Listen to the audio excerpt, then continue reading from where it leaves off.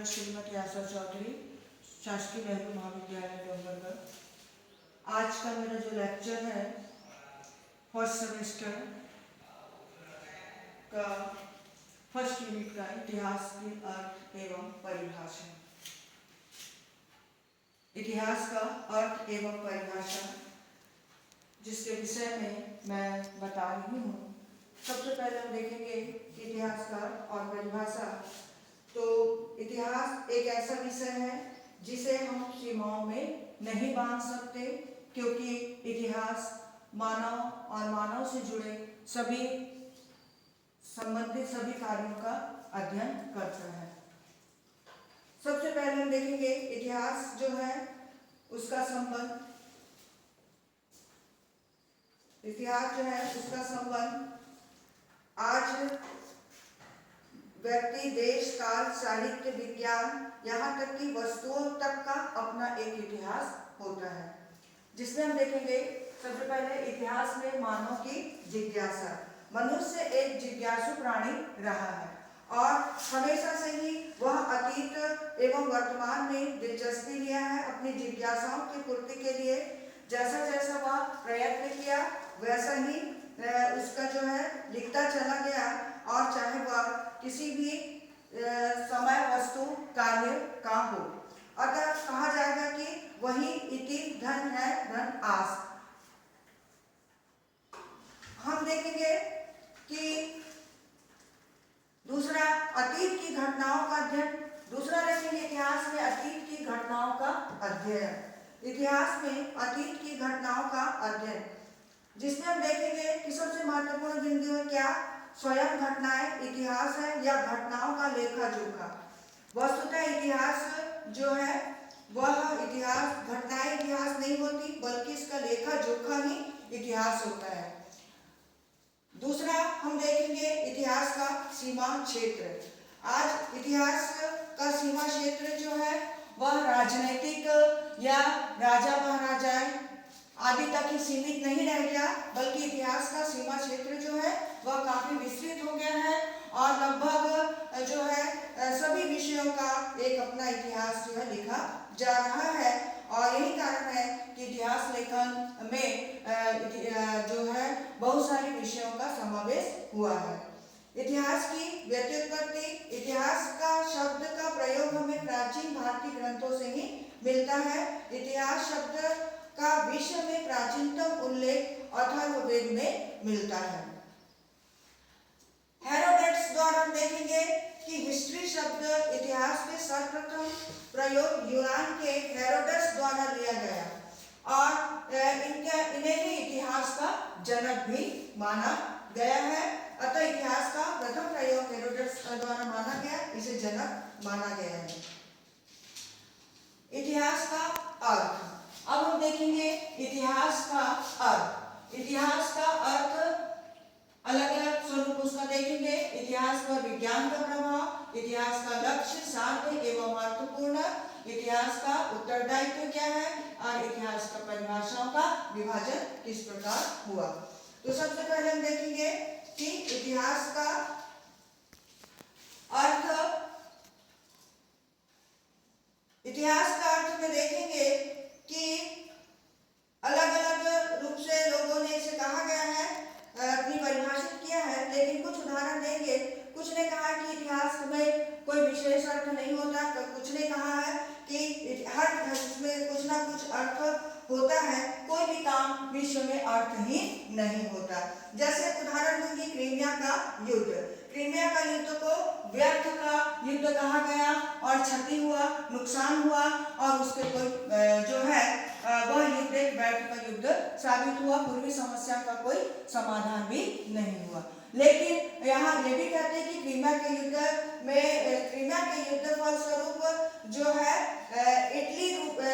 Crimea के कीचड़ में इटली का जन्म हुआ, ये भी कहा गया। तो इटली का जन्म हुआ और इस युद्ध में घायल एवं बीमार सैनिकों के उपचार हेतु प्रथम बार एक महिला फ्लोरेंस नाइटिंगेल ने मानवीय सेवा की और रेड क्रॉस की प्रेरणाजनक रही। तो हम इसे कैसे कहेंगे कि इसका कोई अर्थ या इसका कोई ये नहीं रहा, कहीं ना कहीं कुछ ना कुछ हमें वह उससे मिला ही और एक हमें संदेश भी मिला।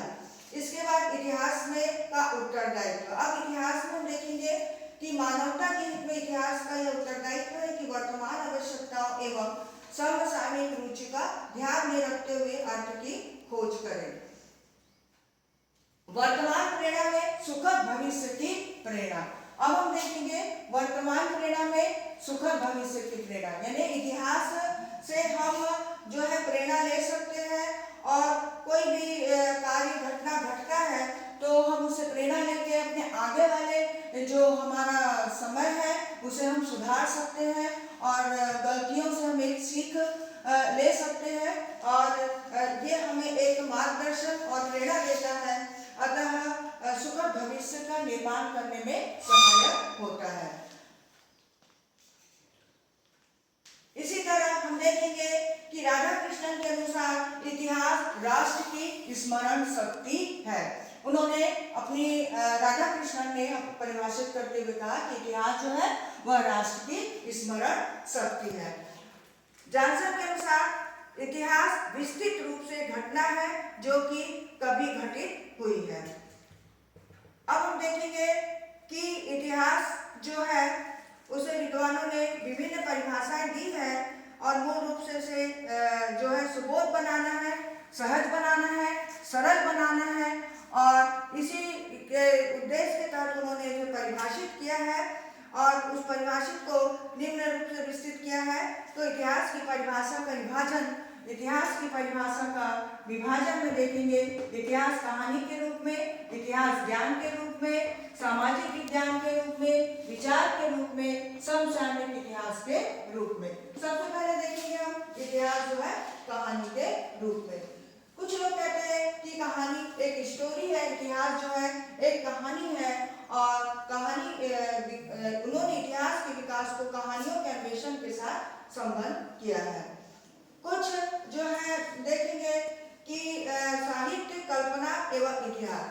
कुछ कहते हैं कि कल्पना प्रधान होती है एक साहित्य जो है, तो यहाँ पर हम देखेंगे कि यह सत्य है कि कुछ घटनाएं जब घटती है तो वो काफी रोचक होती हैं और वो रोचक होने के कारण वो एक कहानी जैसा लगता है, लेकिन वह घटना घटी है और भले वो कहानी जैसी हो लेकिन कहानी कहकर उसके महत्व को हम कम नहीं कर सकते। इसके पश्चात देखेंगे इतिहास ज्ञान। अब देखेंगे इतिहास का एक मुहावरा ही है या कि उसे मुहावरे के रूप में प्रयोग किया जाता है कि इतिहास हमारा मार्गदर्शन है, वह ज्ञान देता है और मनुष्य अपनी सभी समस्याओं का समाधान इतिहास में ही देखता है और उदाहरण द्वारा भविष्य का मार्गदर्शन करता है। मनुष्य को जब भी कोई ऐसी परेशानी या समस्या आती है तो वह पिछला ही देखता है, उसका समाधान उसी में ढूंढता है। तो इतिहास जो है वह क्या करता है, हमारा मार्गदर्शन करता है, इसलिए इतिहास को हम एक ज्ञान के इसमें रख सकते हैं क्योंकि वो हमारा बहुत बड़ा मार्गदर्शन है। सामाजिक विज्ञान में देखेंगे इतिहास का स्रोत। इतिहास का स्रोत लेने का अध्ययन जो है समाज की मूलभूत जिज्ञासाओं का समाधान बनकर इतिहास ज्ञान एवं विधा में समाया है। इतिहास मानव ज्ञान का श्रेष्ठ स्वरूप है। अब हम देखेंगे इतिहास मानव का अद्वितीय प्रकार का ज्ञान है तथा मानव के संपूर्ण ज्ञान का स्रोत ही इतिहास है। अब हम देखेंगे इतिहास मानव को सीख देता है। अब हम देखेंगे इतिहास मानव को सीख भी देता है। जैसे प्रथम विश्व युद्ध हुआ और काफी विनाशकारी साबित हुआ, द्वितीय उससे सीख मिली, द्वितीय विश्व युद्ध हुआ वो भी काफी विनाशकारी सिद्ध हुआ और उससे हमें सबक मिला कि भविष्य में इसकी पुनरावृत्ति न हो। प्रथम विश्व युद्ध हुआ और महान विकसाओं से गुजरना पड़ा, अपमानजनक संधि को जर्मनी को थोपा गया उसे और उसे सहना पड़ा।